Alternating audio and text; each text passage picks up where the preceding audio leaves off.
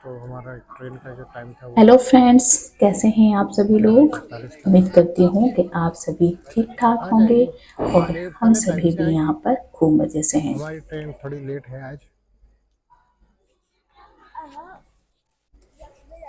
Friends, जैसे कि आप हमें रेलवे स्टेशन पर देख रहे हैं, एक्चुअली कल हमने टिकट बुक करवाई है खाटू श्याम की। और जो हमारी टिकट थी वो वेटिंग लिस्ट में आ रही थी, क्योंकि हमें भी लगा था कि हम इतना इजी रहता होगा खाटू श्याम पहुंचना कि हम टिकट बुक करवाएंगे और एकदम से हमारा कंफर्म हो जाएगा।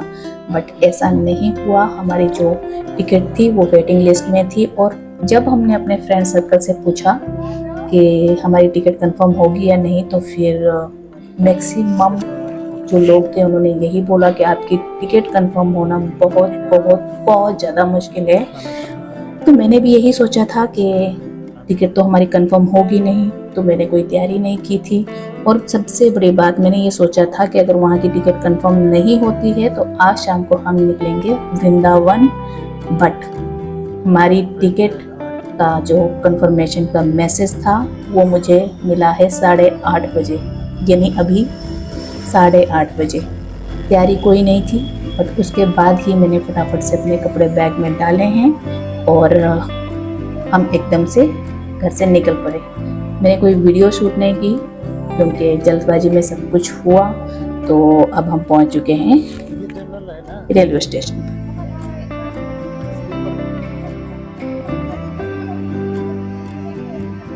नहीं है, सेकंड क्लास।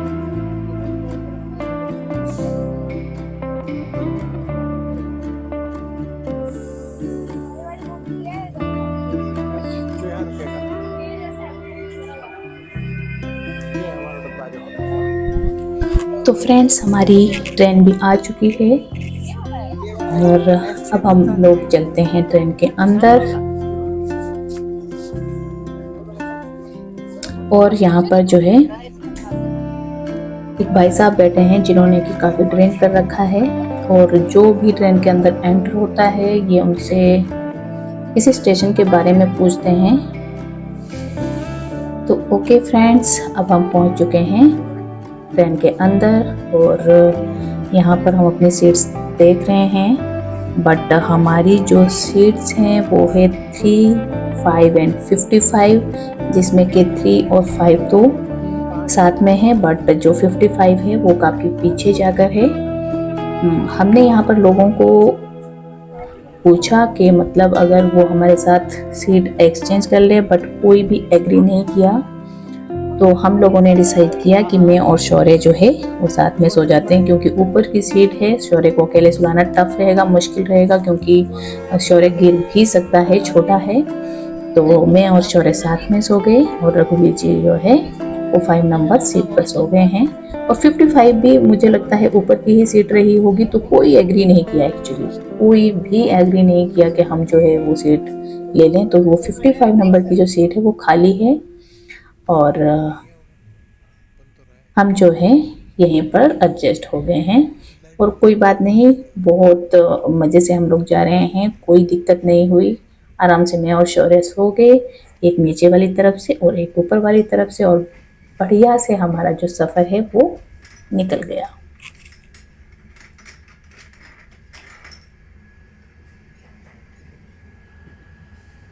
जब हम लोग पहुंचने वाले थे तो रघुवीर जी उठ गए, क्योंकि फ़ैन वगैरह चल रखे थे और हमारे पास जो है सिर्फ एक ही चादर थी, तो जो कि मैंने और शौर्य ने ओढ़ ली थी। लेकिन रघुवीर जी को ठंड लग रही थी, तो फिर इन्होंने उठ के जो है फ़ैन वगैरह बंद किए और थोड़ी जो है बाहर की वीडियो भी शूट की है। और उसके बाद जो है फ़ैन वगैरह बंद करने के बाद रघुवीर जी भी थोड़ी टाइम के लिए लेट गए। बट थोड़ी देर में ही हम लोग जो है पहुंचने वाले हैं।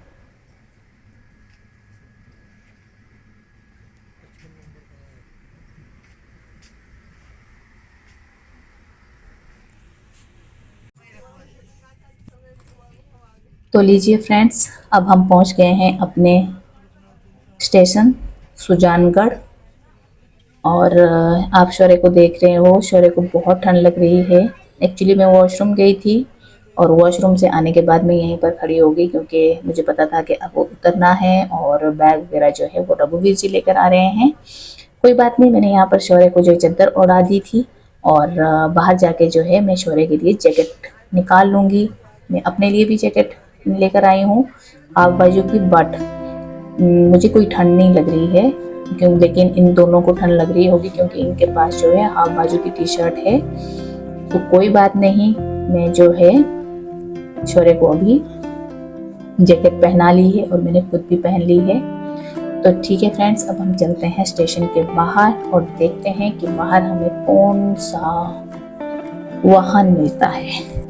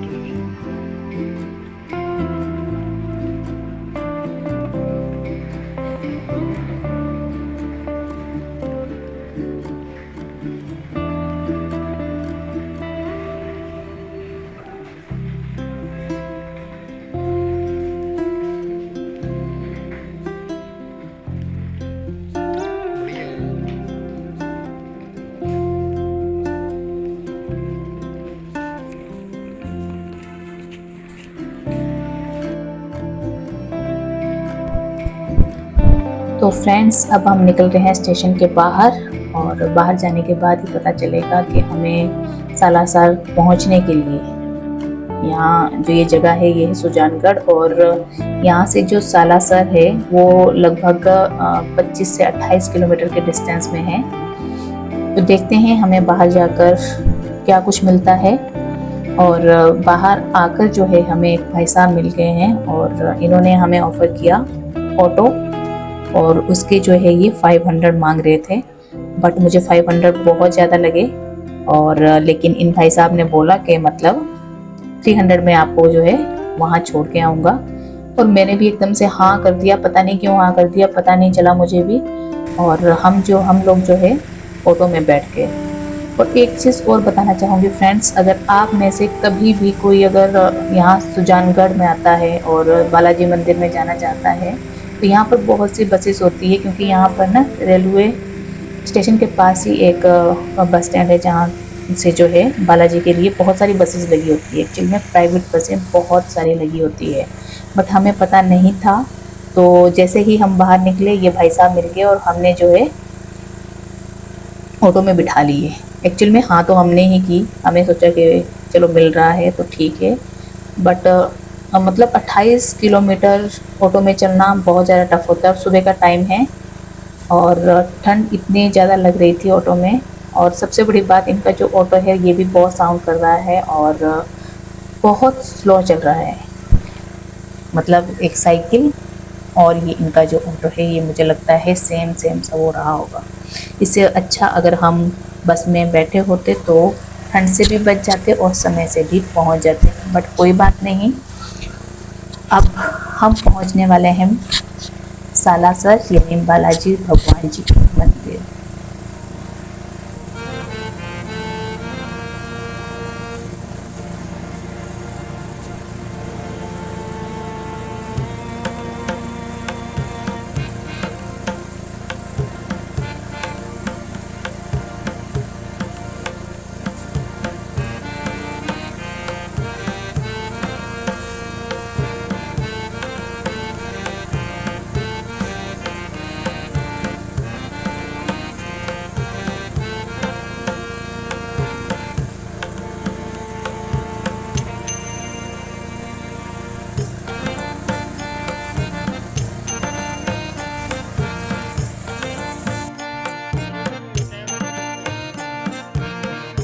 तो अब हम पहुंच गए हैं सालासर, जहां बालाजी महाराज का मंदिर है।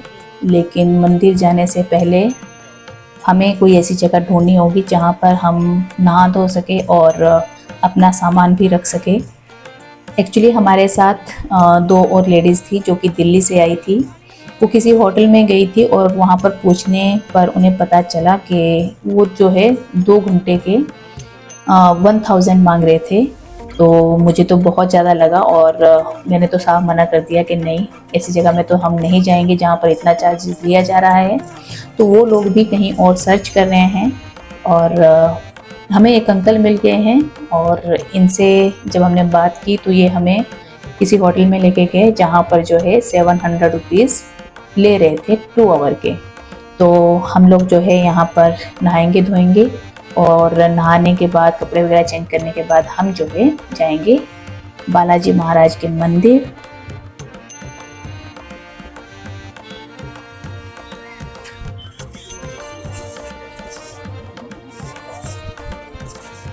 अब हम पहुंच गए हैं बालाजी महाराज के मंदिर, जो कि यहाँ का प्रवेश द्वार है। यहाँ मंदिर के सामने ही एक शॉप है जहाँ से जब भी आप आओ तो यहाँ से आप सामान वगैरह जो कि भगवान जी को आपको चढ़ाना है वो आप यहाँ से ले सकते हैं। और प्रवेश द्वार पर जैसे कि आप देख रहे हैं श्री बालाजी मंदिर सालासर धाम लिखा हुआ है। अब हम अंदर जाने वाले हैं और इस मंदिर की भी एक कहानी है कि इसकी जो स्थापना हुई थी वो किस तरह से हुई थी। शूज ही उतारने पड़ेंगे।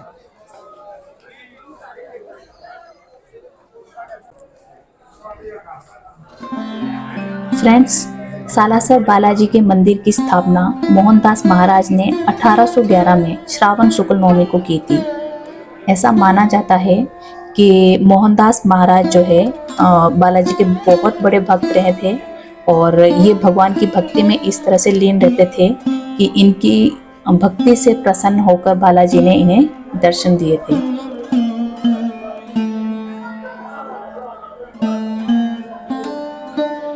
दोस्तों, ऐसा कहा जाता है कि यहाँ मंदिर परिसर में ही मोहनदास जी की समाधि है और मोहनदास जी ने अपनी बहन के पुत्र और अपने शिष्य उदयराम को मंदिर की जिम्मेदारी सौंपकर जीवित समाधि ले ली थी। और यहाँ पर दोस्तों वो बैलगाड़ी भी है जिससे हनुमान जी की मूर्ति असोटा लाई गई थी। फ्रेंड्स, ये मंदिर परिसर में वो जगह है जहाँ पर मोहनदास जी का धूना था और आज भी यहाँ पर ये अखंड ज्योति जो है जल रही है, जो कि आप देख रहे हो।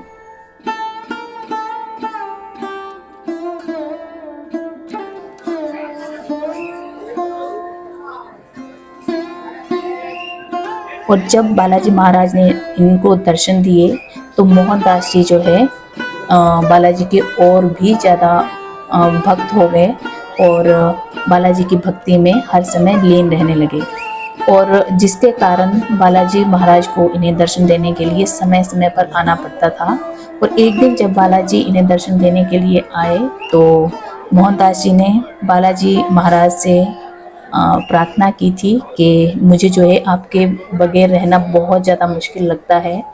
तो बालाजी ने इन्हें आश्वासन दिया था कि मैं जो है असोटा में मूर्ति रूप में प्रकट होऊंगा, जो कि कुछ समय बाद एक जाट परिवार को हल चलाते हुए खेतों में बालाजी की एक मूर्ति मिली थी, जिसकी स्थापना जो है यहाँ पर सालासर बालाजी के रूप में की गई है।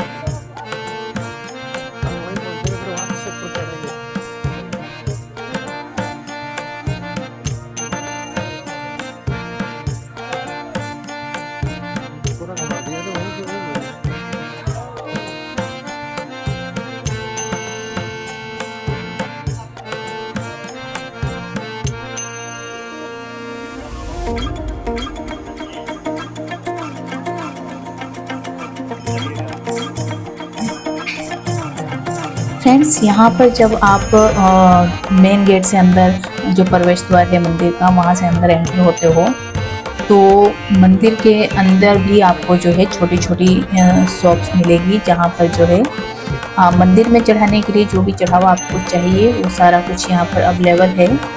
मगर हम लोगों ने ये सब चीज़ें बाहर से ले ली थी तो अंदर लेने की हमारे को ज़रूरत ही नहीं पड़ी।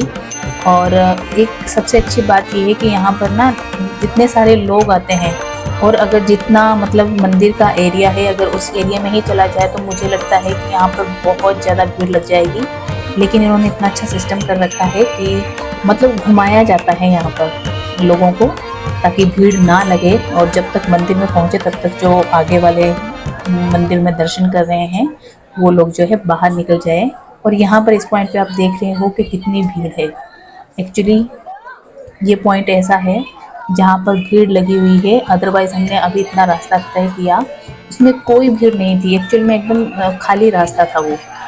ये तो मतलब कम है, अगर इस तरह से ये रास्ता ना घुमाए तो आई थिंक बहुत ज़्यादा भीड़ लग जाएगी, जिससे कि खड़े होने वाला भी जो है बहुत ज़्यादा परेशान हो जाएगा। ये मुझे इस मंदिर की जो है एक बहुत अच्छी बात लगी। और अभी हम उस मूर्ति के दर्शन करेंगे जो कि बालाजी महाराज की मूर्ति है, और वो दर्शन हम लास्ट में करेंगे, क्योंकि इन्होंने जो है मंदिर के इर्द गिर्द से रास्ता घुमा दिया है, ताकि जब तक हम मंदिर में पहुँचे तब तक जो आगे वाली भीड़ है वो खाली हो जाए। और दोस्तों ये है वो जगह जहाँ पर बालाजी महाराज की मूर्ति रखी गई है। जय श्री बालाजी महाराज। और ये वो मूर्ति है दोस्तों जो कि खेतों में मिली थी, वो यहाँ पर विराजमान कर दी गई है, जो कि आज इतने श्रद्धालु यहाँ पर आते हैं और यहाँ पर जो है प्रसाद भी दिया जा रहा है। दोस्तों एक चीज़ और मैं आप पे बता रही हूँ, मैंने आपको बताया था ना कि यहाँ पे मनोकामना पूर्ति के लिए वो नारियल लगाए जाते हैं, नारियल बांधे जाते हैं। एक्चुअल में जब मैंने बाहर वो नारियल देखा था तो मुझे थोड़ा अजीब लगा था कि इस नारियल में तो पानी ही नहीं है। तो जो शॉपकीपर था उसने मुझे बताया था कि यहाँ पर जो नारियल है ना वो इसी तरह से मिलेंगे। यहाँ पर आप देख रहे हो इस पॉइंट पे कि लोग जो है अपने नारियल जो है यहाँ पर बांध रहे हैं। लेकिन मेरे पास वो नारियल तो मैंने नहीं लिया था, बट ये जो मैंने हार लिया था ये जो है मैंने यहाँ पर टंगा दिया था या यहाँ पर चढ़ा दिया था, क्योंकि मुझे ये पता नहीं था कि यहाँ पर मनोकामना पूर्ति के लिए जो है ये नारियल बांधे जाते हैं। तो फ्रेंड्स आज के लिए बस इतना ही। अब मिलते हैं आपको नेक्स्ट वीडियो में, क्योंकि कल जो है हम जाने वाले हैं खाटू श्याम, तो वहाँ से भी हम आपको खाटू श्याम जी के दर्शन करवाएंगे। तब तक के लिए ओके, बाय बाय, टाटा।